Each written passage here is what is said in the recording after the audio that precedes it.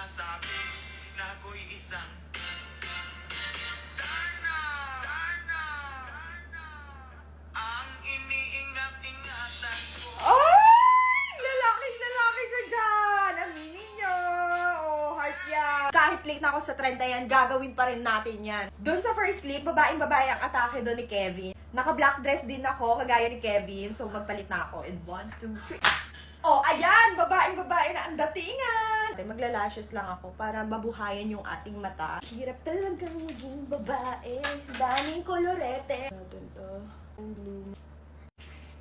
Yan, o, diba? O, i-transition na natin tong kabila. In 1, 2. Oh, Butch! Di mo kaya! Babae!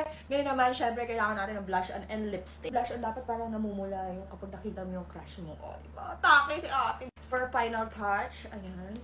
Lagay tayo ng lipstick. Baka mabash na naman yung kilikili ko. So, ito na lang yung itataas ko. Ito na yung ayos ko. Shoot na natin yung first clip. At di ko masabi na ako'y isang Dana, Dana, Dana. Ayun! Ako! Natapos ko na yung first clip. Ngayon naman, gawin na natin yung pangalawa. Magpapalit na ako ng panggenge. Tignan natin tong makeup ko. Ayan, tinanggal ko na yung lashes. Ayan mga ate ko, natanggal ko na yung bulbol sa mata ko. Tanggalin na natin yan. Natanggal ko na yung makeup. So, ngayon naman, magpalit na tayo. Kumuha siya sa mga damit ko. Syempre, hindi ako papayag na hindi ako kukuha sa mga damit niya. So, ngayon, magpalit na tayo. Eh. Hi. Yun naman, magtali tayo ng buhok ko. Connect tayo. Glass.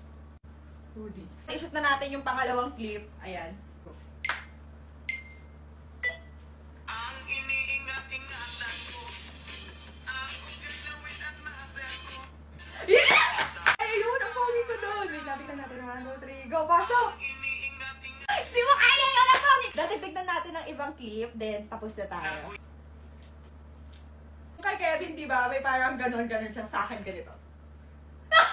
Dito pala tong trend na to. So, ayun guys. Tingnan nyo na lang yung edit ko.